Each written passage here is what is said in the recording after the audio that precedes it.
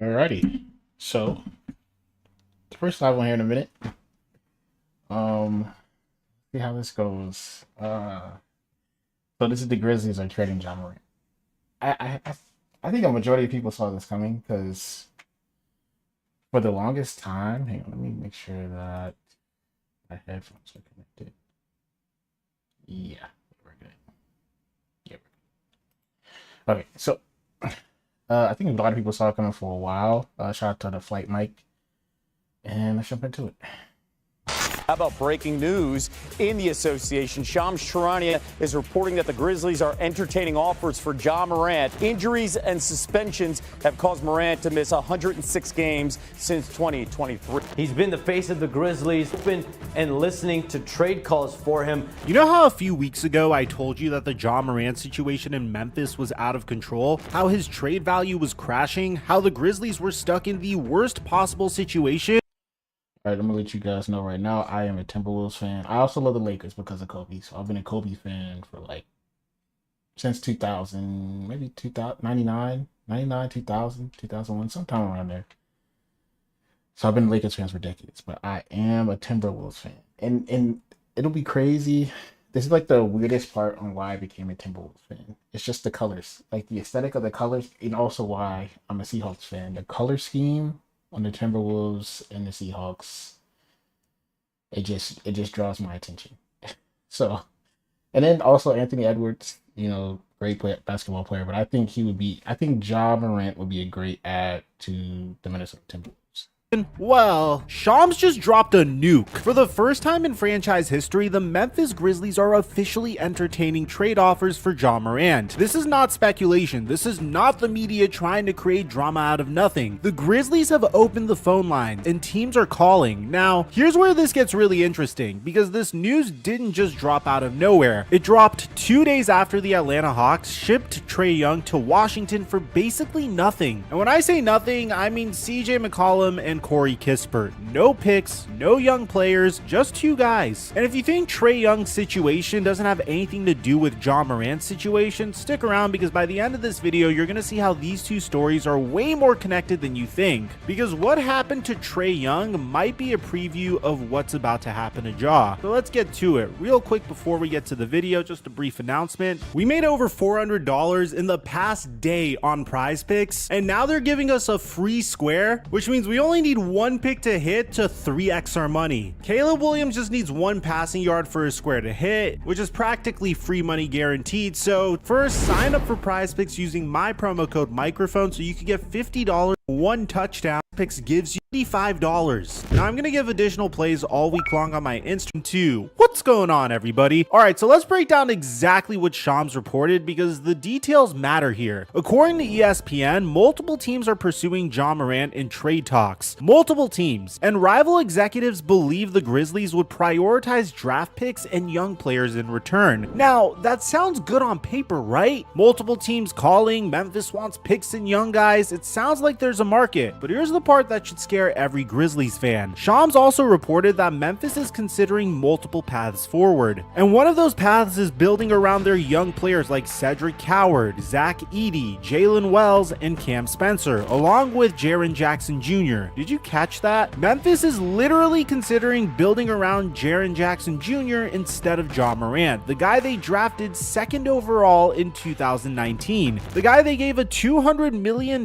max contract to, the guy that was supposed to be the face of their franchise. And look, I know there's a caveat in there. Shams said the Grizzlies are also open to continuing with Ja as a focal point of their retool, but come on, we all know what that language means. That's GM speak for we're shopping him, but we don't want to tank his value even more. This is the first time Memphis has ever engaged other teams in trade talks for Ja Morant, ever, in his entire 7-year career. That alone tells you everything you need to know about where this is headed. Now let's talk about why this is happening, because this didn't come out of nowhere. If you've been following us on this channel for quite some time, you know that this was building up for months. In my last video on this situation, I told you that the Memphis Grizzlies were playing better without Ja, and the numbers have only gotten worse since then. The Memphis Grizzlies are 6-12 when Ja Morant plays this season, and they're 10-9 without him. Let me say that again. The Grizzlies are 6-12 when their franchise player, their $200 million man, your supposed superstar, plays games for them, and they only win a third of their games when he plays. Meanwhile, without Ja, you're above 500. You're actually competitive. You're actually winning. And before anyone says, But Mike, that's a small sample size. Or correlation doesn't equal causation, Mike. let me hit you with some more numbers. Ja Morant is averaging 19 points and 7.6 assists per game this season. That sounds decent, right? Well, here's the problem. He's shooting a career low 40.1% from the field and an absolutely atrocious 20.8% from three. That's historically bad for a starting point guard in the NBA. And for a guy who's supposed to be an elite offensive player, those numbers are a disaster.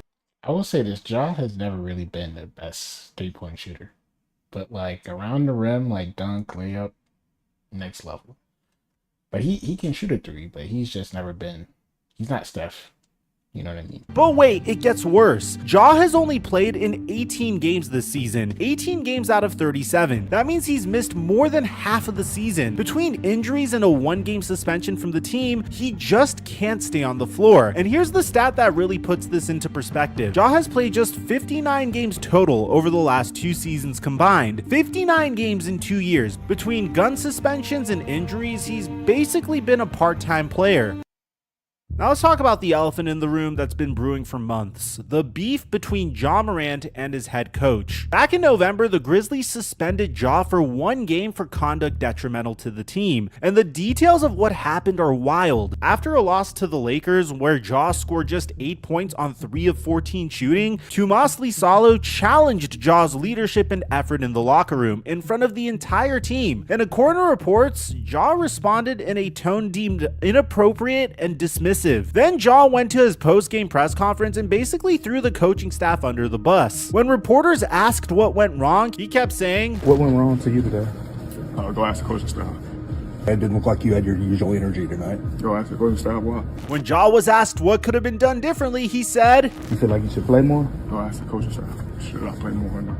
This is your franchise player publicly feuding with his head coach. That's a $200 million investment, saying the coaching staff told him not to play. And look, the relationship has reportedly improved since then. People close to the situation say that Ja seemed more engaged recently, but the damage is done. The front office saw what happened. They saw how their star responded to being challenged. And now here we are, 2 months later, with Memphis officially shopping him. Because here's the thing about the Lisalo situation that nobody wants to say out loud. Lisalo runs a unique system where players play in shorter shifts, 3 to 4 minutes at a time, before mass.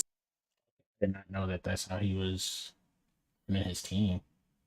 Like, I never even thought about like how coaches could kind of like alternate minutes and stuff like that. Substitutions, and Ja has been skeptical of that approach. He doesn't like it. He wants the ball in his hands for long stretches. He wants to dominate the rock, and when Ja dominates the ball, the offense stagnates, the ball movement disappears, and Memphis loses. The front office had to make a choice, and it looks like they're choosing Lisalo's system over their star player. And this brings us to the last major trade that's happened in the NBA. Do you see the parallels here? What happened to Trae Young should terrify Ja Morant and his camp. The Hawks literally donated Trae Young to the Washington Wizards just to get rid of his salary. There were no draft picks, no blue chip prospects, just an expiring contract and a role player. And here's the thing, Atlanta was 2-8 in the 10 games Trae Young played this season. They were 15-12 without him. Does that sound familiar? The Hawks had a small point guard who dominates the ball, plays questionable defense, and the team literally plays better without him. And when they tried to trade him, there was no real market. Teams weren't lining up with premium offers. The Hawks couldn't.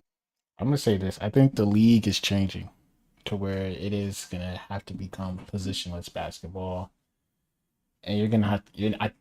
I just don't feel as though we're gonna see many guys that are like 6'1", 6'2" in the league, which is crazy. I mean, like unless they're just like next level good. But you don't really see guys like Steph or Kyrie dominating in the league like that anymore. Or or just being that dominant to where you can have like questionable defense. Like you see more players who are like 6'4", 6'5", can, two-way point guard, can also probably play shooting guard or small forward, small forward potentially, because a lot of small forwards are a lot shorter nowadays as well. But I just don't think the league is really, you can't be small ball playing in a league that like that anymore. Even get Especially when you got guys like Wemby. single draft pick in return for a 4-time All-Star. Now look at Ja, a point guard who dominates the ball, who's significantly worse than Trae Young offensively, but marginally better at defense than Trae Young. But Ja is still a questionable defender. The team plays better without him, and on top of that, he has a history of off-court issues, declining numbers, and he can't stay healthy. If the Hawks couldn't get picks for Trae Young, what makes anyone think Memphis is getting picks for Ja Morant? So let's talk about the teams that are supposedly interested, because this list is fascinating. According to the betting odds, the Sacramento Kings are the favorites at plus 400. Remember, the Kings just blew up their roster after trading De'Aaron Fox last year. They've got Domantas Sabonis, DeMar DeRozan, and Zach LaVine, but they're 8-29 and going nowhere. They could see Ja as a rebuild piece. 8-29 is crazy for the Kings, and they have great players. Like he mentioned 3 great players. Zach LaVine, I can't even think of his name right now, but he's playing in Toronto. And DeMarcus Sabonis, I can't think of his name. Trading De'Aaron Fox last year. They've got I Domantas cannot think of his Sabonis, name. DeMar DeRozan, and DeRozan. Zach LaVine, but they're 8-29 and going nowhere. They could see Ja as a rebuild piece. The Minnesota Timberwolves are at plus 600. They desperately See, I'm telling you, the Timberwolves need we just need somebody that could also kind of take the pressure off Ant, in my opinion. really need a point guard to pair with Anthony Edwards. A backcourt of Ja and Ant would be the most athletic duo in league history. But here's the problem. Minnesota is basically out of draft picks after the Rudy Gobert trade. And to make the salaries work, they'd have to include either Julius Randle or Rudy Gobert, neither of whom Memphis wants. The Miami Heat have been linked to Ja for months. They've had internal discussions about how their culture could benefit Ja, but ironically, the Heat have been thriving. I'm gonna be honest with you. Ja being with Miami Heat would be a problem. Because for one, Ja would be in Miami.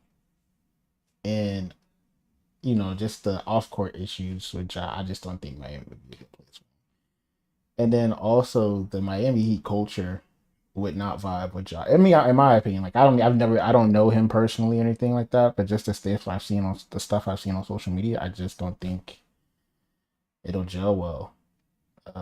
Like I've heard about LeBron having issues with Miami Heat culture, and I'm like, if LeBron had issues with Miami Heat culture, like Ja definitely will. This season by doing the exact opposite of what Ja wants. They've abandoned ball-dominant guard play. Would Ja even fit there? The Milwaukee Bucks are also mentioned at plus 600. With all the young I'm gonna be honest with you. Anybody that goes to Milwaukee or Milwaukee trades for, the likelihood of them re-signing with Milwaukee is so low. Like they kind of got lucky with drafting Giannis and him just having that, that traditional like European loyalty to whatever team in the US drafts them. But man, Milwaukee it's not a destination. honest trade rumors swirling, maybe they see Ja as That's no offense to any Milwaukee fans or anybody that lives in Milwaukee, but it's cold. It's not like a major market. It's not too much like craziness stuff to do in Chicago, in Milwaukee, like Chicago, even though I think they're like 2 hours apart or something like that. But you just don't see players actively trying to be traded to Milwaukee or play in Milwaukee like that. someone to And like the same with Utah, like in my opinion, those teams will have to draft really well for them to grow, and then just pretty much like the process with Philly. You have to kind of like tank and then just draft really well. And we kind of lost a lot of process work, Can't really pan keep out. Giannis happy, or maybe they see Ja as someone to build around if Giannis leaves. Either way, it's an interesting fit. But here's the reality, none of these teams are going to give up multiple first round picks and blue chip prospects for Ja Morant. Not with his injury history, not with his off-court baggage, not with his declining numbers, and not when the team plays better without him. And we haven't even talked about I'll say this, based off the way that coach plays, I think his numbers declining have more so to do with the way the coach does the rotation rather than his actual like abilities or performance. And I think the best kind of player to look at the difference that a team can make in coaching and just like, you know, priority would be can't think of the guy, he used to play for the Nuggets. Michael Porter Jr. Michael Porter Jr., man, like people are always blaming him for the fact that Denver was losing because, you know, he would just take these contested shots. But it's like, man, he's taking these same contested shots with the Knicks. I mean, not the Knicks, but the Nets, the Brooklyn Nets, and then killing. He's like having an all-star season. So I think that Ja in a different system where he can, and I think that'll kind of be a kind of conflict with the Minnesota Timberwolves because I know Ant likes to control the ball as well. So, you know, maybe they could alternate, like maybe like, you know, one, like when somebody's on the bench, like when one of them's on the bench, the other can be primary ball handler. But I'm pretty sure that if Ja were to go to the Timberwolves, Ant would be priority, and then Ja, and then but you, I mean, like defensively, the Timberwolves are stacked. So even if he were considered a liability on defense, like if he could just, you know, guard a little bit, they'll be fine. the biggest issue yet, the money. Ja Morant is making $39.5 million this season. He's got $87 million guaranteed over the next 2 years after this one. That's massive money for a player who can't stay on the court and hasn't played at an all-star level in 2 years. In the new tax apron era, teams can't afford to miss on max contracts. Every dollar matters, and taking on Ja's contract is a huge gamble. You're betting that he'll stay healthy, you're betting that he'll stay out of trouble, and you're betting that he'll return to his 2022 form. That's a lot of bets to make. And here's the kicker. Ja is eligible to sign a 3-year, $178 million extension this summer. So any team that trades for him has to decide if they're willing to pay him over $350 million total. For a guy who's played 59 games in 2 years. For a guy who's been suspended 3 times. For a guy whose team plays better without him. That's not a no-brainer decision. That's a massive risk.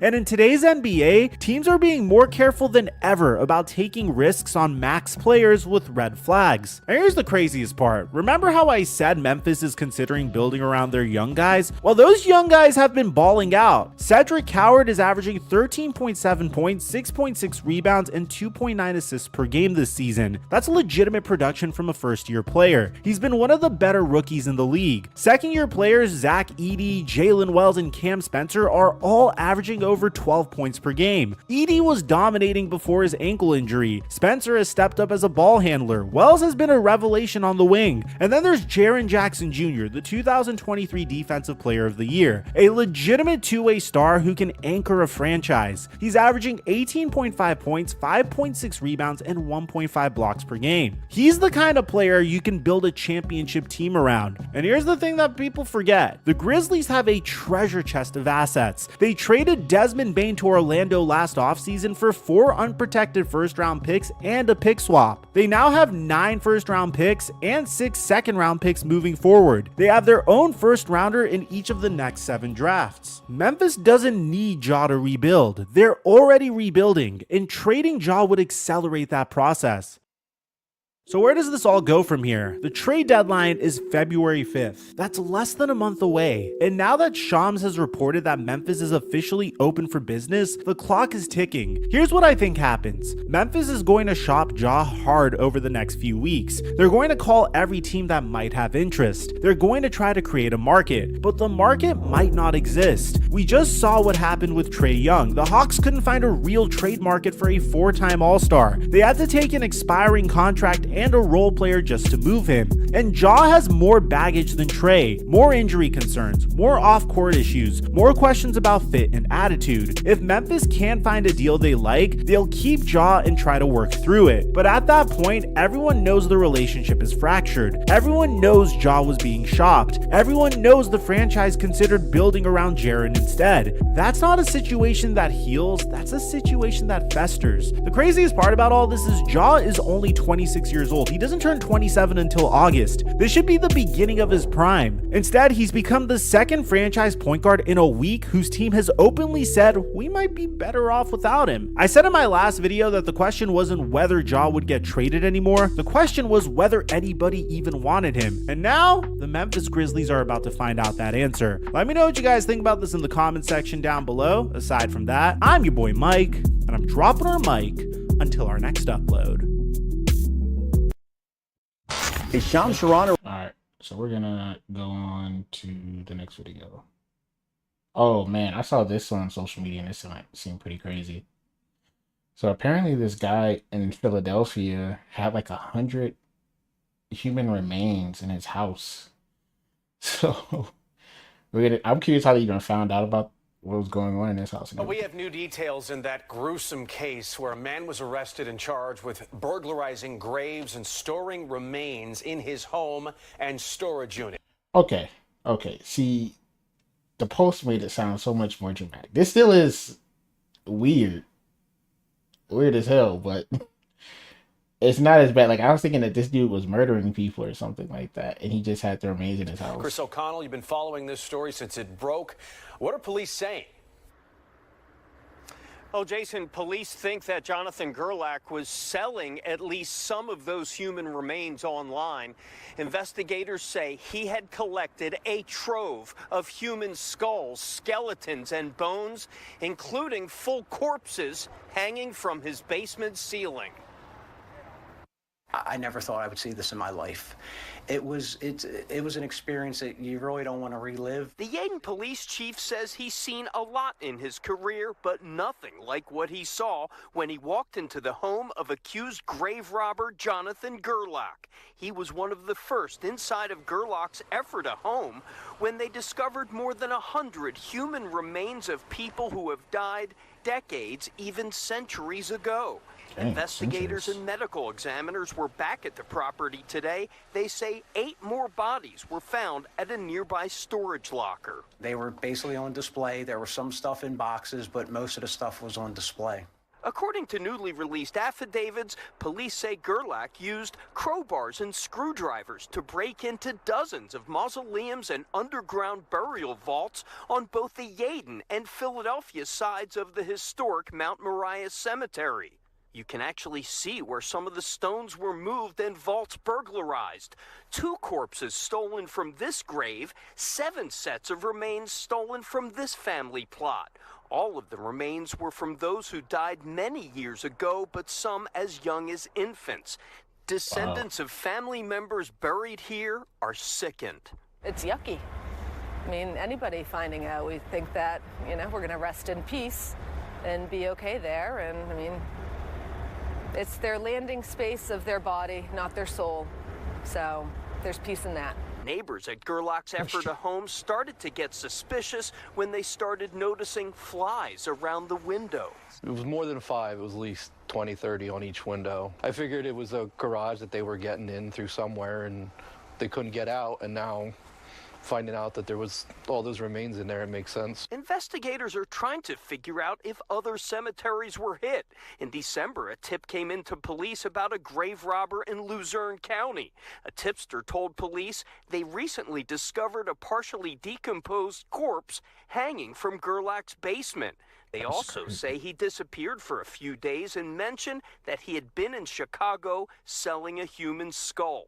Police are looking into a Facebook page devoted to selling human remains. Investigators wonder how long it's been going on or what else they may find. What could this evolve to next? You're collecting human remains. What's the next step in the evolution of this? And that's something that, hopefully we will find out why. Now, Gerlach remains in the Delaware County Jail on $1 million cash bail. Investigators are now trying to connect loved ones with their family members' remains, but since all of them died many, many years ago, Dawn, they understand it is going to be a challenge. No doubt, Chris, and so disturbing. Thank you, Chris. What's this next one? This is Ray William Johnson. He kind of does these like true crime little mini documentaries. I kind of like his style of videos because they're short and they're not as long as like other true crime. It'll be like 2 or 3 hours long. This woman, she's a freshman in college. Let's call her Ryder. So one day, she's walking home from her friend's place through the park, and that's when a man jumps out and attacks her, and he does something to her that I can't say, but it starts with an R. And then the guy runs away, and police can't find him. Now, a few months later, Ryder is walking down the street, and she just so happens to run into him. This guy. His name is Broadwater. So she calls police arrest him, he goes to trial, they use hair analysis to tie him to the crime scene, and he's eventually sentenced to prison. Years later, Ryder writes a memoir about her experience in the park that day, and it gets published. The book is called Lucky, and it sells over 1 million copies, and it launches her career as a professional author. A few years after that, Ryder finishes writing a second book, and this book is called The Lovely Bones, and it blows up too, selling over 10 million copies. Then Peter Jackson gets involved and makes it into a movie starring Mark Wahlberg, and that movie is very successful. In fact, the movie is so successful, it catches the attention of this guy, Timothy. Now, Timothy owns a production company, and he wants to turn Ryder's first book into a movie, Lucky. So Timothy gets the rights, and he funds the movie, and he starts developing it, and Victoria Pedretti from You is supposed to star in it, and it's going to be a huge hit. I mean, everything is going great. Until Timothy starts researching the book so they can properly turn it into a movie. And he notices a lot of things in this story aren't adding up. So what's not adding up? Well, let's back this up a bit. Broadwater's arrested, he goes to trial, they use hair analysis to tie him to the crime scene, and eventually he's sentenced to prison. Broadwater's in prison for 16 years, and he gets out right around the same time Lucky is first published. And this whole time, he has claimed he's innocent. He even appeals to get his conviction overturned, but his appeals get rejected. Even after he's out of prison, he appeals, still rejected. He pays to take a polygraph, he passes, but that doesn't help the appeals, and he's still an ex-convict. And of course, now he has to register as a schmex offender, so he has trouble getting a job, and he doesn't have. Man, don't tell me this lady lied.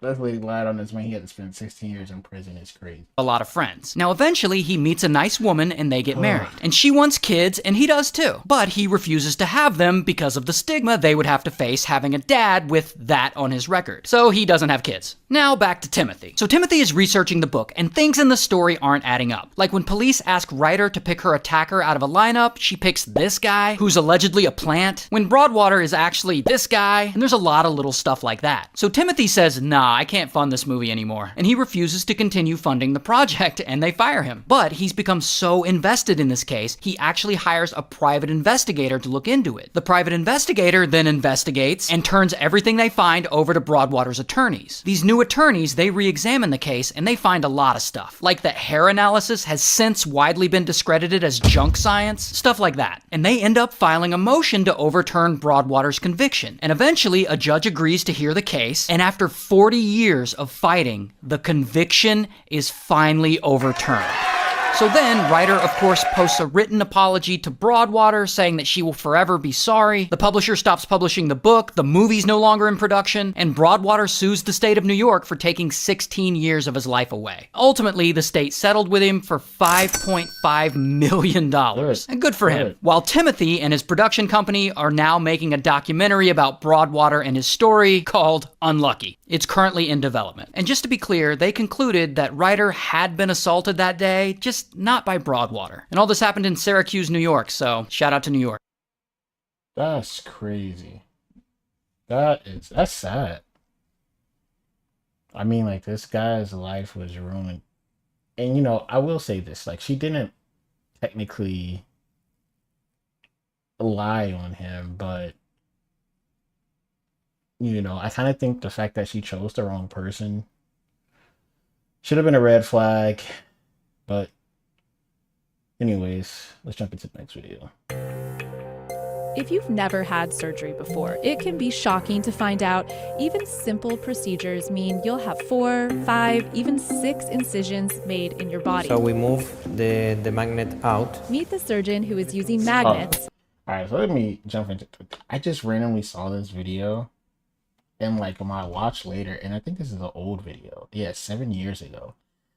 And I was like, man, let me check this out. Because I just love learning about random things in the world, so yeah.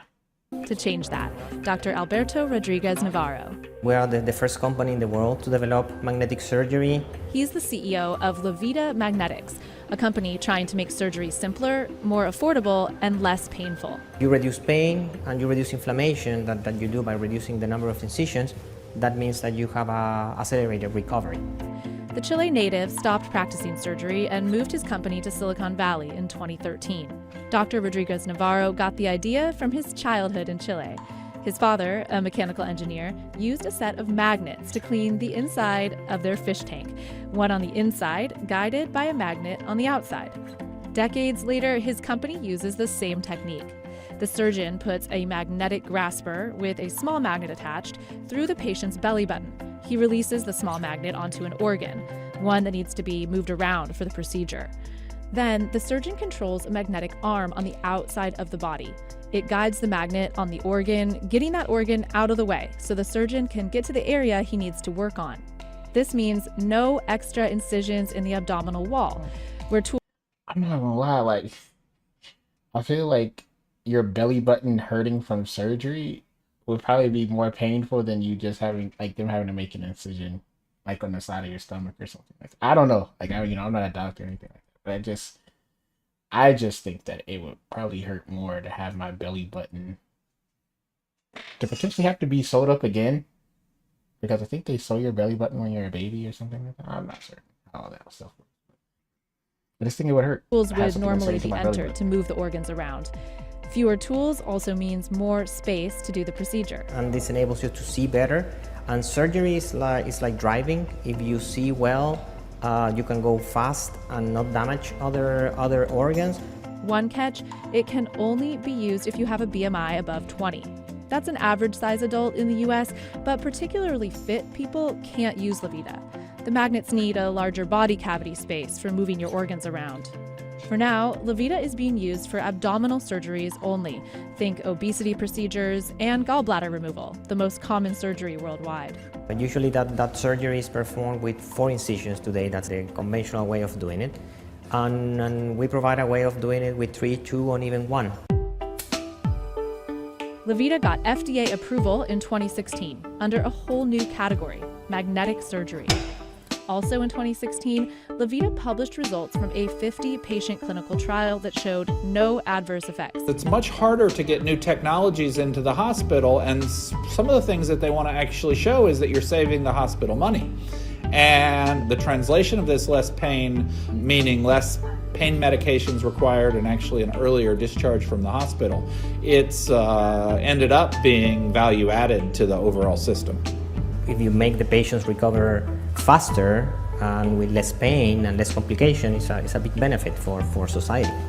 Now, its magnets have been used in more than 500 surgeries at Stanford, Duke, the Mayo Clinic, University of Texas Southwestern, and the Cleveland Clinic. You know, it's really nice to be able to just stick it inside, retract it up out of the way, forget about it. It almost looked like something out of sci-fi, so I found that really cool and exciting. The future of surgery, I'm totally convinced that will be with magnets and robots. The next phase of Levita, the magnetic arms will be robotic with precise cameras. This will allow one surgeon to perform complex procedures alone, ones that would normally require 2 surgeons. And maybe one day, introducing AI, so robots can actually perform the surgeries on their own.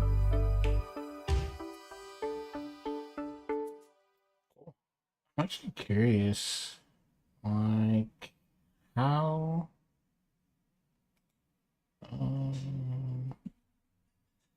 I'm curious if this company is still around. Like, whenever I see, like, older videos, like, I'm always curious on if the company's still around, like, if they're now, like, some billion-dollar company or whatever, and I just never heard about them. Let's see.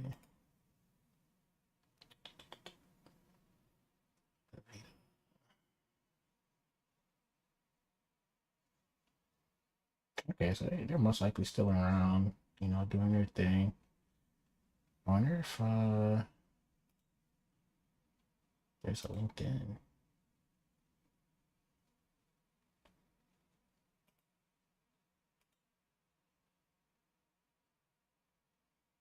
Should have been around since 20. Anyways, okay. Let's see. Steepest roads in the world. How magnets. Ants on drugs. All right, let's see. Have you heard of crack or ice? Yeah. Hey, I know this has to be something from like I'll say the mid to late 80s to early 90s. Like the animation style is just giving that vibe. Yes. Let me tell you how it changed Misty. Misty tried drugs her big sister left behind, cigarettes and pills, whatever she could find. She thought it made her cool to be going so far. She wanted to be wild and crazy like a rock star. They offered to sell her crack, and she started using it. Oh no. It was in control of her mind. She thought she had to have it no matter how sick it made her. She would take drugs from anybody, and she took more and more crack, wanting it to make her feel wilder and wilder.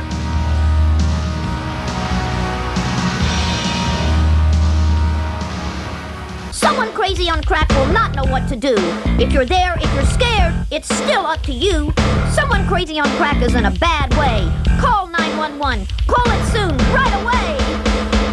Crack. It beats up your heart. Crack. It blows up your brain. I know it probably sounds bad for me laughing at a video about ants doing crack. But it's just so cringe, like listening to like stuff from like the 80s and 90s and kind of just like the rhythm with like the rap and everything like that. Like crack is whack. And then like what was that one thing?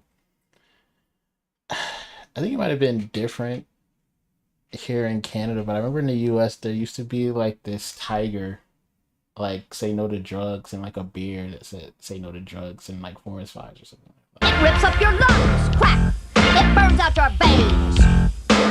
She changed clothes 4 times a day. It isn't fun to buy new clothes if you're fat. Yo, the long ass pause is fat.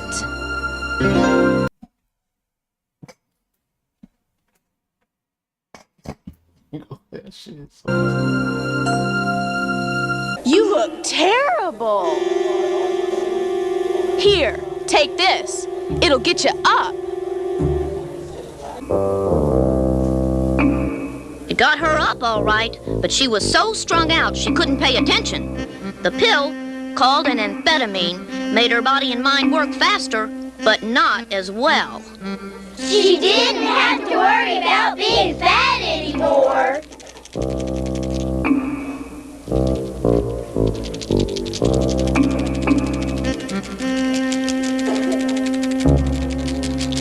Okay, let me just pause this for a second and say that drugs are bad. I would never recommend anybody do drugs. And if you are doing drugs, you know, stop. You know, just stop it. But yeah, I mean, like they do have a lot of side effects, and you know, some of the side effects you don't even notice, you know, for like months or years afterwards. But all that shit stacks up.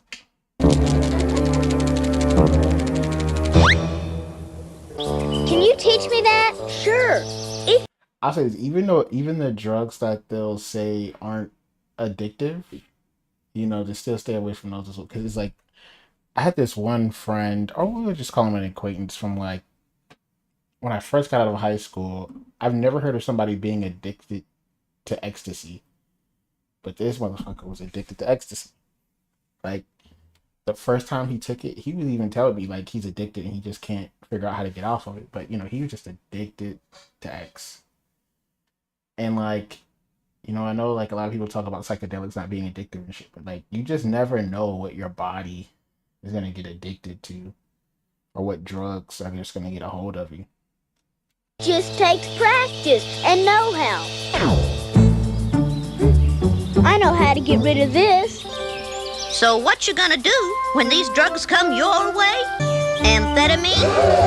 Zap that thing! Crack and ice? That's dangerous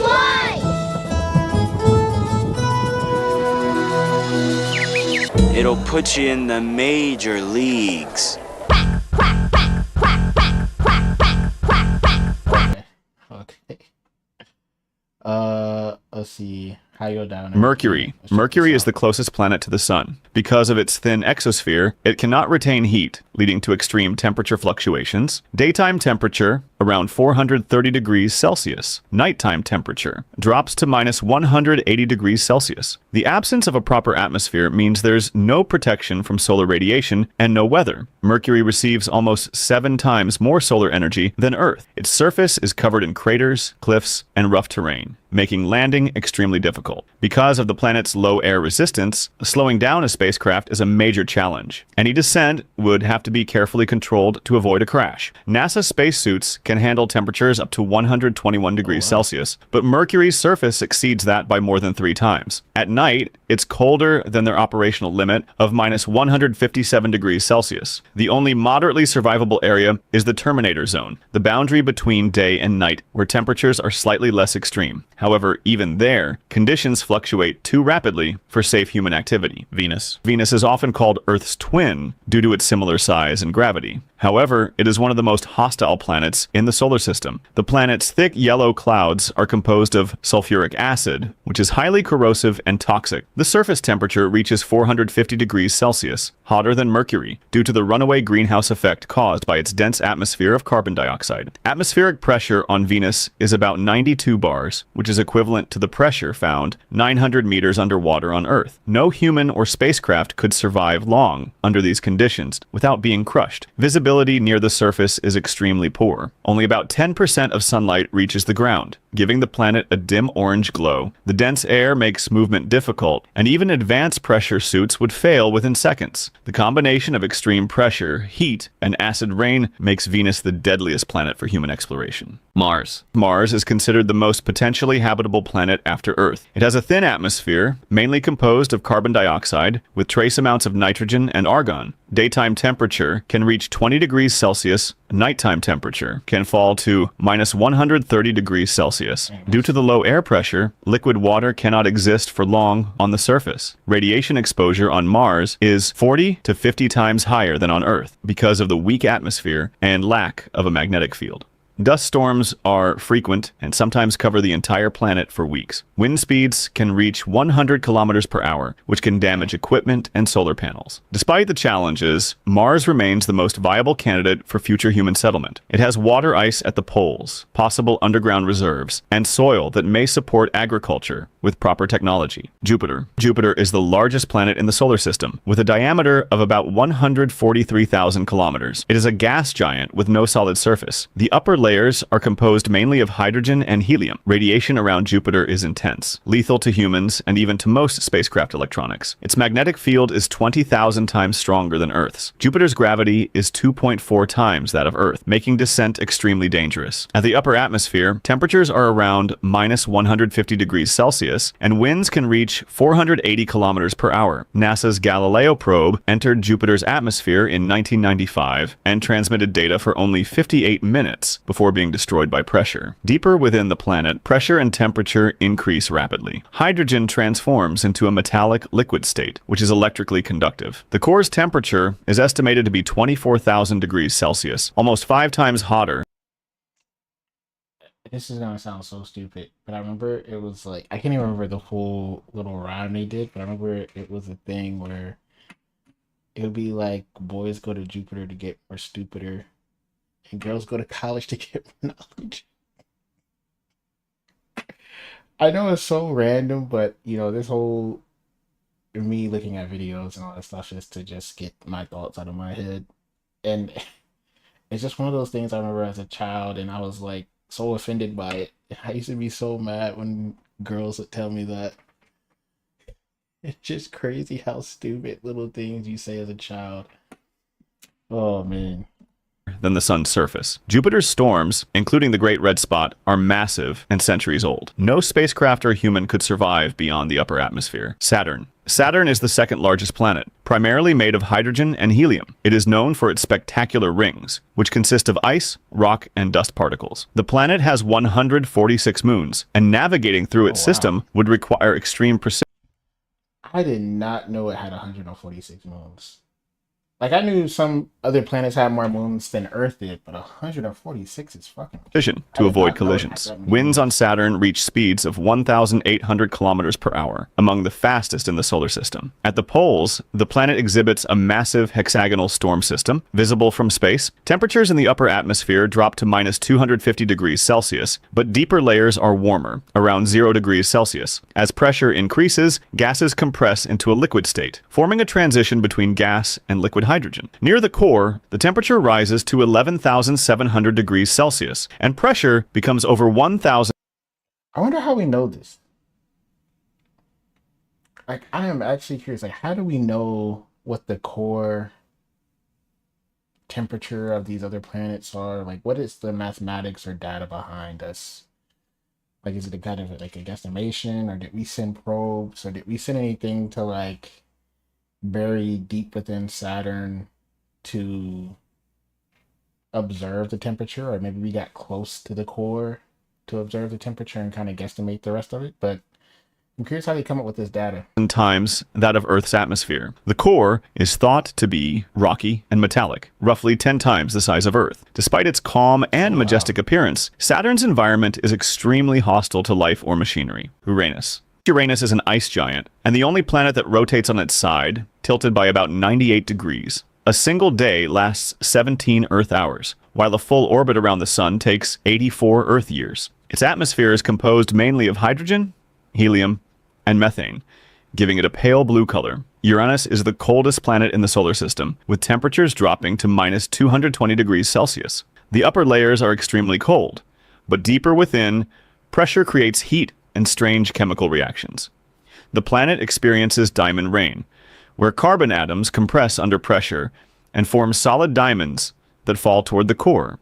Wind speeds can reach 900 kilometers per hour, and the pressure at lower levels is about 100 times greater than on Earth. No solid surface exists, only a gradual transition from gas to dense fluids. The toxic atmosphere and intense cold make Uranus one of the least hospitable places in the solar system. Like you said, Uranus. Is it actually Uranus or is it Uranus? See, now I feel stupid. Neptune. Neptune is the farthest planet from the Sun. I was curious if they were going to say that Pluto is no longer a planet. About 4.5 billion kilometers away. It is similar in composition to Uranus, made primarily of hydrogen, helium, and methane. Temperatures in the upper atmosphere are around minus 220 degrees Celsius, while deeper layers reach 7,000 degrees Celsius due to internal pressure. Neptune experiences the fastest winds in the solar system, reaching 2,000 kilometers per hour, faster than the speed of sound. Its atmosphere is filled with massive dark storms, similar to... So imagine, like, you're on Neptune. Oh, it's raining. Imagine you're on Neptune, and then all of a sudden you die before you can even hear the wind start. Like, because if the wind is faster than the speed of sound, like, you wouldn't even know that the wind is coming.